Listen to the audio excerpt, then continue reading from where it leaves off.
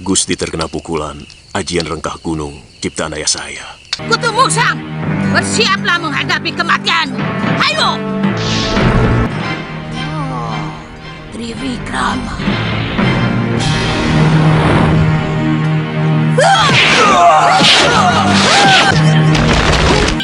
Aku tidak terima ilmu ciptaan ayahku kau gunakan untuk kejahatan.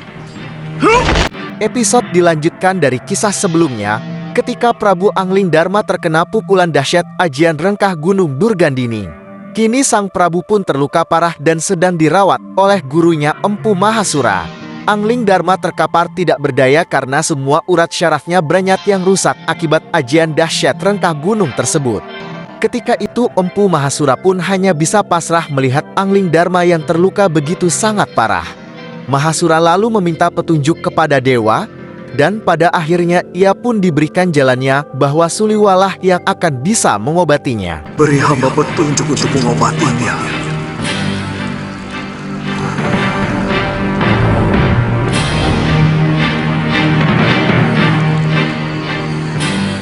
Suliwa.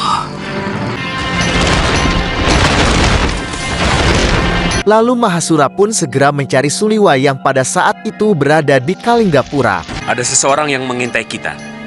Suliwa sedang mengejarnya.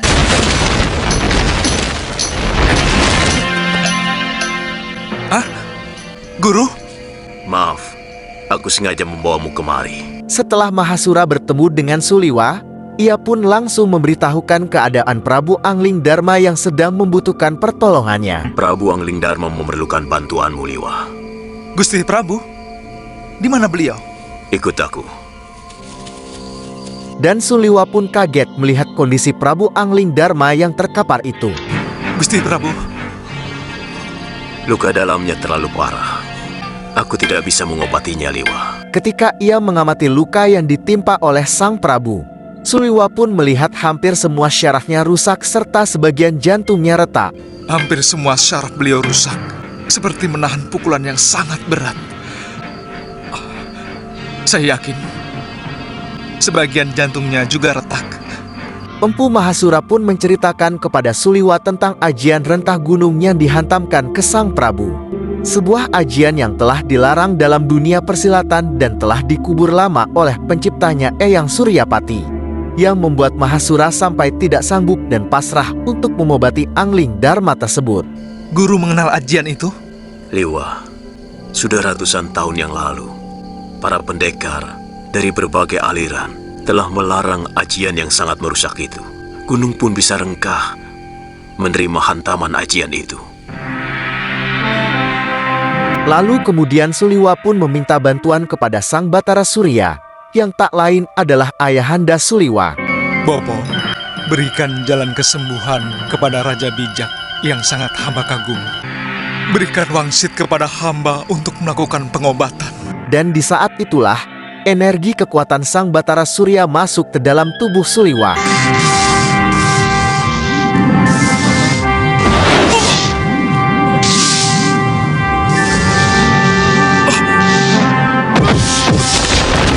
Lantas Suliwa pun langsung menyalurkan kekuatan itu kepada Prabu Angling Dharma, sehingga dapat dengan cepatnya memperbaiki syaraf-syaraf Prabu yang rusak.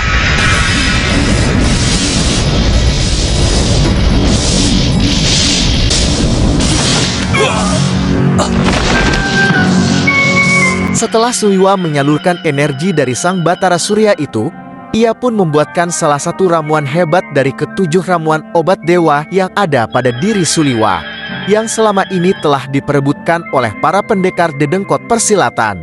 Ramuan tadi termasuk salah satu dari 7 ramuan dewa yang selama ini menjadi incaran para pendekar. Meskipun mereka hanya tahu ramuan ketujuhlah yang mampu membuat orang awet muda. Itu sebabnya kamu menjadi rebutan kaum pendekar tua. Sampai saat ini, belum ada tabib yang mampu mengobati ajian rengkah gunung. Suliwa pun juga menjelaskan kepada gurunya bahwa kesembuhan Gusti Prabu akan berjalan bertahap, karena Prabu Angling Dharma akan kembali seperti bayi lagi dan kehilangan seluruh kekuatannya untuk sementara waktu. Gusti Prabu kemungkinan bisa disembuhkan, tapi beliau akan mengalami kembali seperti bayi karena hampir seluruh urat sarafnya hancur. Jangan-jangan akan lama Gusti Prabu harus menderita seperti ini. Tidak, Guru. Paling-paling 2 atau 3 pekan kalau dirawat dengan baik. Setelah Suliwa selesai mengobati Sang Prabu, Suliwa pun akan kembali ke Kalinggapura. Dan ia pun memberikan persediaan ramuan obat kepada Empu Mahasura dalam pemulihan Prabu Angling Darma. Sisa ramuan ini mungkin hanya cukup untuk 2 kali pengobatan saja, Guru. Jadi, Kalau begitu, saya akan ke Kalinggapura dan membuat sisanya. Setelah itu, saya akan kembali kemari. kamu harus berjanji kepadaku, Liwa. Janji. Tidak boleh ada orang lain tahu, termasuk Galuh Parwati, kecuali kita berdua. Sementara itu di Mawapati, Patih Batik Madrim dan para pasukan Kedaton sedang membahas rakyatnya yang sedang dilanda pancaroba, di mana banyaknya kelaparan terjadi di beberapa tempat yang disebabkan oleh panen padi yang gagal.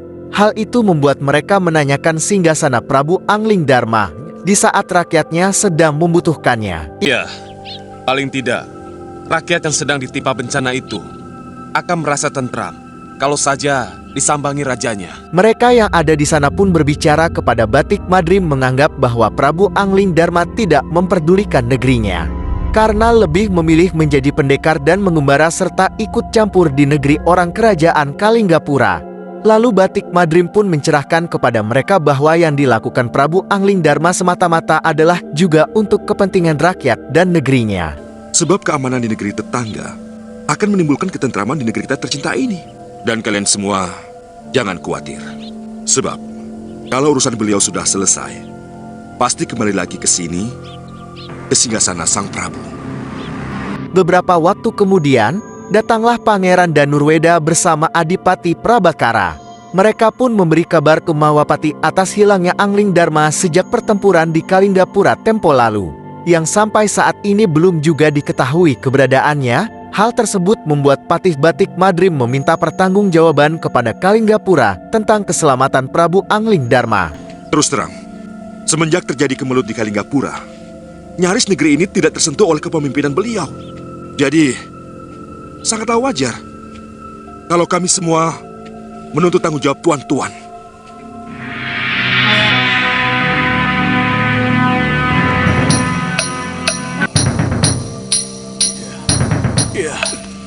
Coba lagi, Gusti. Dan kita kembali lagi kepada Prabu Angling Darma yang pada saat itu sedang berusaha untuk bisa bergerak dan berjalan lagi. Kemudian Sang Prabu pun menanyakan Suliwa yang belum kembali lagi, karena Sang Prabu membutuhkan ramuan obatnya yang sudah mulai menipis. Liwa tidak datang kemari lagi, Guru. Bagaimana kalau obatnya habis? Dia janji mau kembali kemari. Dan di saat itu, Guru Mahasura pun menceritakan kepada Prabu Angling Darma tentang ajian rentah gunung yang telah menimpa dirinya. Gusti terkena pukulan ajian rengkah gunung ciptaan ayah saya. Saya tidak tahu dari mana perempuan itu mendapatkannya. Sebab sebelum terpikat dengan Durgandini, Ayahanda Suryapati telah sepakat untuk mengubur ilmu yang sangat berbahaya itu atas permintaan para pendekar di seluruh tanah Jawa. Angling Darma pun mengakui dahsyatnya ajian rengkah gunung tersebut yang telah mengguncang rasa sakit begitu hebat di semua persendiannya. Kakang, apa alasan Kakang larang saya ikut? Di sisi lain di Kalinggapura, ketika itu Suliwa hendak kembali mengunjungi Prabu Angling Darma di persembunyian bilik kecil Empu Mahasura. Suliwa pun meminta izin kepada Galuh Parwati untuk pergi sendirian dengan alasan pencarian Prabu Angling Darma. Ia pun mempersiapkan ramuan obat-obatan untuk Sang Prabu. Galuh Parwati yang pada saat itu ingin ikut dengan Kakang Suliwa, tetapi tidak diperbolehkan. Galuh pun mencurigai kepergian Suliwa tersebut, hingga terus-menerus ia menanyakannya. Akan tetapi Suliwa pun tetap menyembunyikan tujuannya itu, karena sebagaimana pesan gurunya Mahasura yang tidak ingin diketahui dulu keberadaannya. Dan setibanya Suliwa kembali di persembunyian Empu Mahasura, di malam itu ia pun melanjutkan pengobatannya kepada Prabu Angling Darma. Suliwa pun akhirnya menceritakan Galuh Parwati kepada gurunya Empu Mahasura, bahwa Galuh tidak pernah menaruh rasa dendam sama sekali kepada boponya, Suliwa pun memberitahunya bahwa Galuh sangat merindukan boponya untuk bertemu kembali. Akan tetapi Mahasura pun masih tetap belum siap untuk berjumpa lagi dengan anak dan istrinya karena diselimuti bayang-bayang rasa bersalah yang tak bisa ia hilangkan. Sekarang Gusti Prabu boleh berbaring. Besok pagi tenaga Gusti akan semakin bertambah.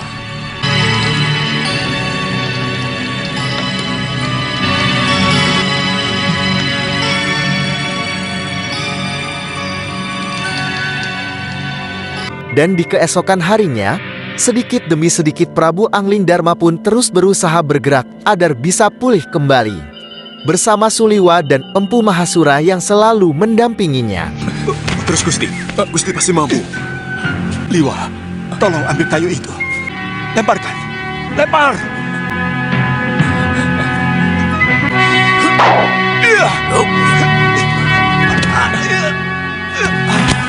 Gusti! Hari demi hari pun dilalui. Anglingdarma pun menunjukkan perkembangannya yang begitu cepat. Keadaannya yang kian membaik, dan perlahan-lahan ia bisa menggunakan kembali ilmu serta jurus-jurusnya.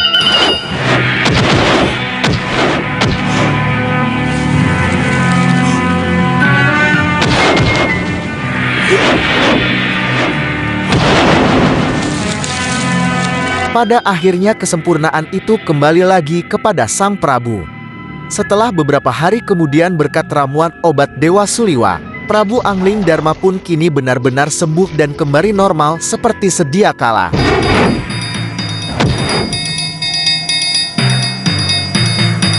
Setelah kesembuhannya itu, rencana Sang Prabu akan langsung kembali ke Mawapati. Karena dirinya memikirkan istri dan rakyatnya yang pasti sedang mencemaskannya.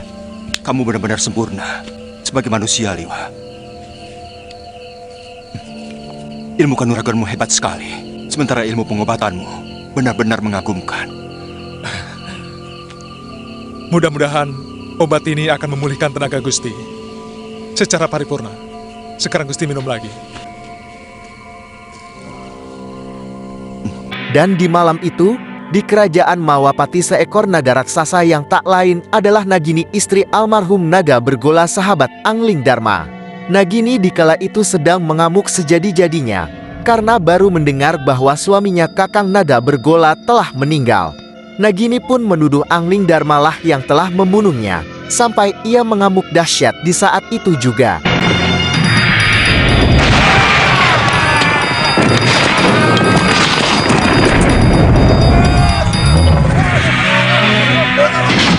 Para prajurit pun langsung melaporkan kejadian itu kepada Mahapatih Batik Madrim.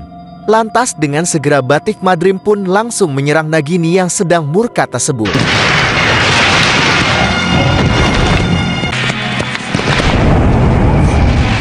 Ketika Batik Madrim hendak mengeluarkan ajian pamungkasnya, tiba-tiba datanglah Prabu Anglingdarma dan langsung menghajar Nagini tersebut.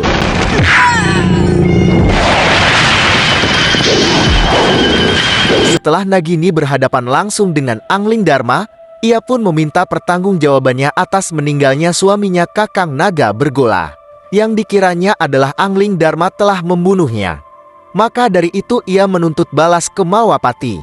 Kemudian Anglingdarma pun menjelaskan apa yang sebenarnya terjadi pada Naga Bergola suaminya. Setelah menjelaskan semua itu, Anglingdarma pun tidak ingin disalahkan dan akan membunuhnya jika ia tetap mengacau di Mawapati. Seketika itu, mendengar ucapan Anglingdarma, Nagini pun akhirnya langsung pergi dari sana. Nyai sudah mendengar dariku kenapa Kakang Naga Bergola menginginkan kematiannya. Nyai, apa masih tetap ingin membunuhku? Kalau iya, terpaksa aku melawanmu dan aku tidak mau disalahkan. Kalau sampai membunuhmu,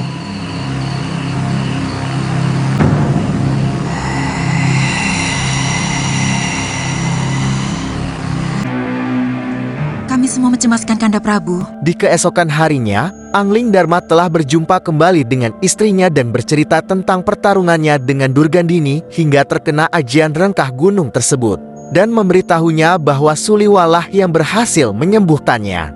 Dan di saat itu juga, Batik Madrim pun menceritakan keadaan rakyat Mawapati selama ditinggal rajanya pergi ke Kalinggapura. Banyaknya rakyat yang kesusahan dilanda pancaroba dan kelaparan di mana-mana. Batik Madrim pun meminta Angling Dharma untuk sementara waktu tidak berkelana dan menetap di Mawapati.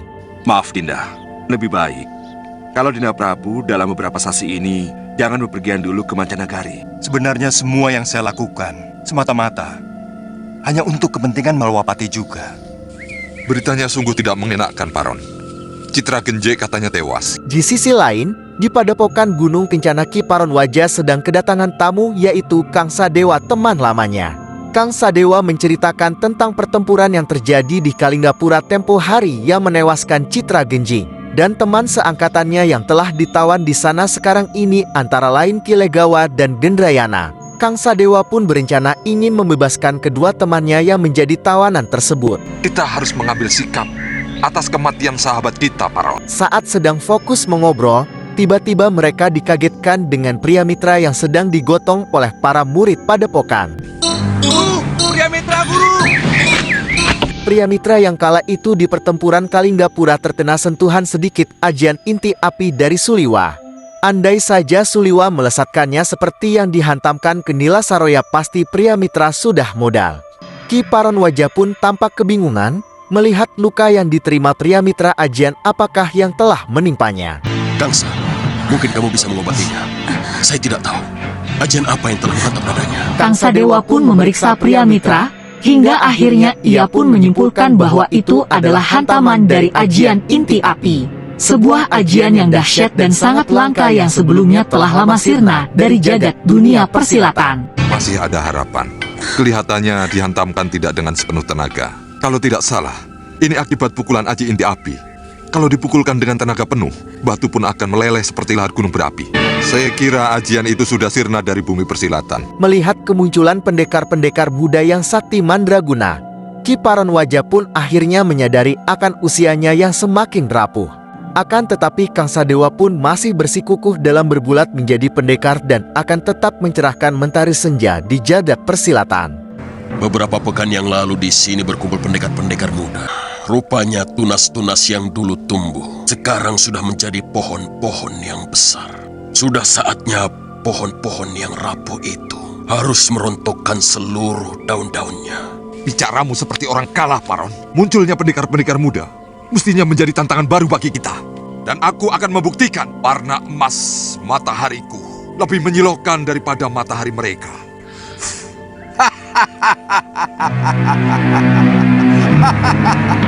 Sin berganti kepada Suliwa, yang kala itu ia sedang tidur dan bermimpi bertemu dengan Eyang Pangeran Suryapati. Suliwa, kemarilah cucuku. Suliwa pun mendapatkan wasiat dari mimpinya itu untuk mencari kitab Dasendria warna ungu yang berada di sebuah goa di dekat hutan kayu langit.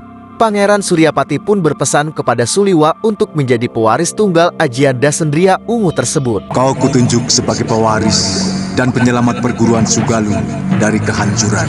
Tuhan pastilah Pangeran Suryapati. Benar, Suliwa. Pergilah ke gua dekat hutan kayu langit.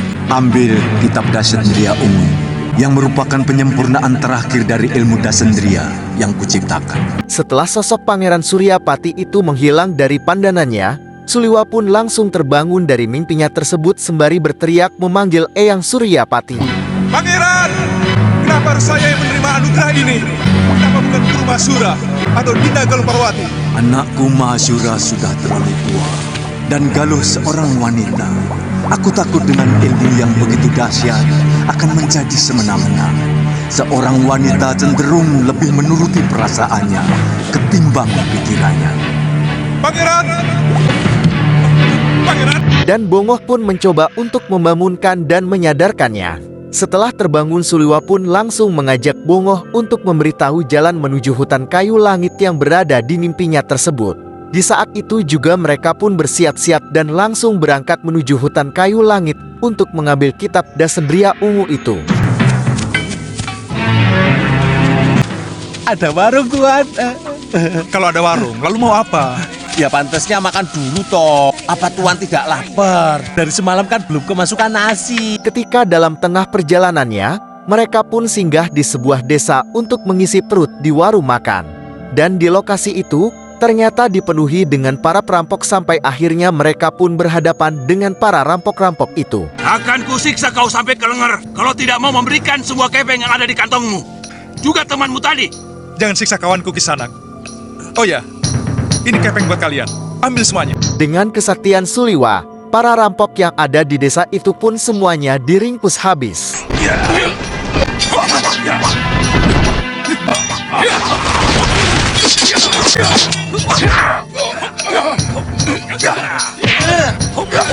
Dan pada akhirnya mereka berdua pun dipersilahkan untuk makan sepuasnya di warung itu, karena telah berhasil meringkus gerombolan perampok itu.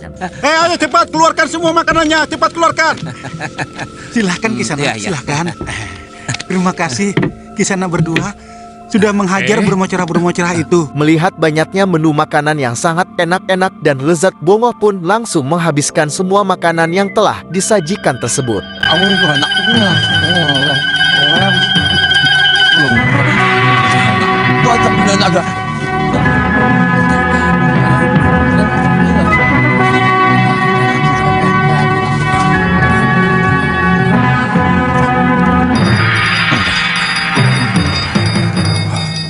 Seusai mengisi perut di warung makan itu, mereka pun melanjutkan kembali perjalanannya.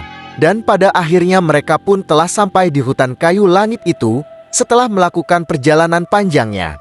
Dan kini mereka tepat berada di depan pohon yang menjulang sangat tinggi yang disebut kayu langit. Benar, ini hutannya. Benar Tuan, lihat di sana itu pohon yang disebut kayu langit karena paling tinggi di antara pepohonan yang lain. Suliwa pun lalu bertapa sejenak di bawah pohon itu untuk meminta petunjuk atas goa yang dimaksud Pangeran Suryapati dalam mimpinya. Kamu sudah sampai di daerah hutan kayu langit, cucuku. 300 langkah dari tempatmu ke arah kiri ada goa. Masuklah. Baik, Pangeran. Saya akan segera ke sana.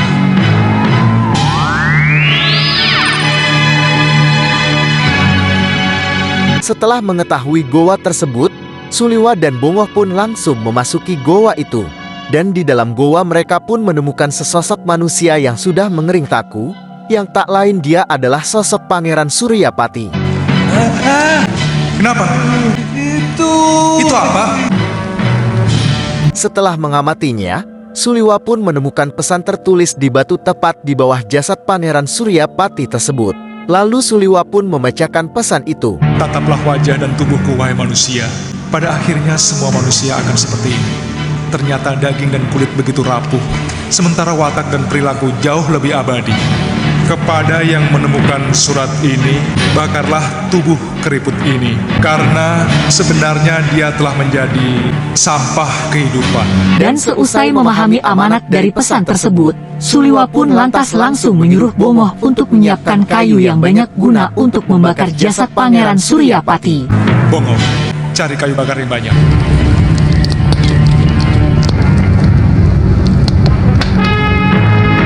Setelah mengkremasi jasad itu, Suliwa pun kembali masuk ke dalam goa sendirian untuk melakukan tapa brata dan meminta petunjuk. Tapa bratamu sudah cukup, Liwa. Setelah cukup lama bertapa, akhirnya Suliwa didatangi kembali Pangeran Suryapati.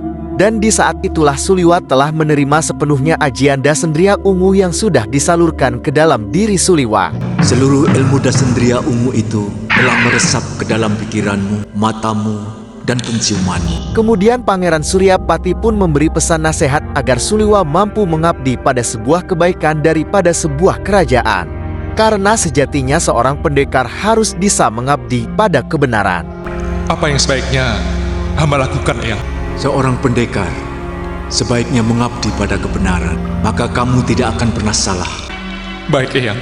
Setelah semuanya selesai, dan Suliwa pun telah menjadi pewaris tunggal ajian Dasendria Ungu tersebut, Suliwa pun mengajak Bongoh untuk beranjak pergi dari tempat itu. Pulang saja, Ngoh. Daripada di sini buat santapan nyamuk. Tutup mulutmu.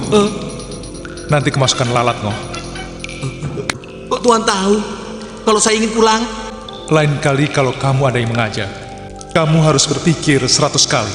Sekarang kamu menyesalkan kalau di rumah kan masih bisa ketemu gadis-gadis cantik. Apalagi kalau kalian Tantri dan Galuh Parwati tandang ke rumah. Kok Tuan tahu seluruh isi hati saya? Malu aku. Ya sudah, Ngoh. Siapkan semua barang-barang. Pulang? Kita pulang nanti sore. Ayo cepat Ya pulang. sudah, cepat sana. Sementara itu di sisi lain, Kang Sadewa yang kala itu sedang memikirkan nasib teman-temannya yang telah dilibas dalam pertempuran di Kalinggapura. Kini ia pun sedang merenungi akan peristiwa itu. Sambil minum ciu bekonang sepuasnya, ia akan berada di warung itu sampai pagi dan tidak mau diganggu-gugat. Maaf Tuan, sudah mau tutup. Ambil semua. Aku mau di sini sampai pagi. Kalau mau tutup, silakan tutup. Maaf Tuan, kalau Tuan ingin menginap, di dekat sini ada orang yang menyewakan bilik. Aku mau di sini. Tapi Tuan...